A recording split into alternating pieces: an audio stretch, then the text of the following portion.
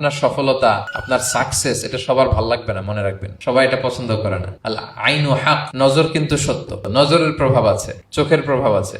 এজন্য কারো ভালো কিছু দেখলে মাশা আল্লাহ বলবেন, আল্লাহর দিকে ফিরিয়ে দিবেন ওটার কল্যাণ। কি বলবেন? একটা সুন্দর ফুটফুটে বাচ্চা দেখলে মাশা আল্লাহ। কারো সফলতা দেখলে, কারো ফার্মে গেলেন, বাগানে যেয়ে দেখলেন ফল মূল ভর্তি, কি বলবেন? মাশা আল্লাহ। বিসমিল্লাহ মাশা আল্লাহ বললে এটাতে আর ক্ষতি হয় না। অনেকে বলে যে বাবা মা মাশাআল্লাহ বলা লাগে না, বাবা মা আর নাকি মামা, এই তিনজন নাকি মাশাআল্লাহ না বললে কিছু, এটা ভুল কথা। বাবা মারা বলতে হয়। বাবাও তার ছেলের কোনো সাকসেস, ভালো কিছু দেখলে কি বলবে? মাশা আল্লাহ, তাবারাকাল্লাহ, অথবা বিসমিল্লাহ মাশা আল্লাহ, এটা আপনারা বলবেন। ধরেন যে আপনি কোন একটা প্রোগ্রামে বসে আছেন, আপনার পাশে যে বসে, আপনি তার দিকে এরকম 10 মিনিট তাকায় আছেন, কোনো কথা ছাড়া শুধু তাকিয়েই রইলেন। তার কি ভাল লাগবে বলেন? সে কি কমফোর্টেবল ফিল করবে?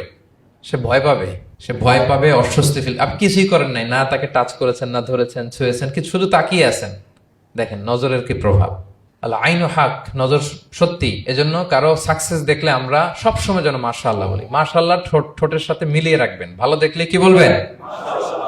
মাশাআল্লাহ, মাশাআল্লাহ, বিসমিল্লাহ মাশাআল্লাহ, মাশাআল্লাহ, তাবারাকাল্লাহ, এটা বলবেন।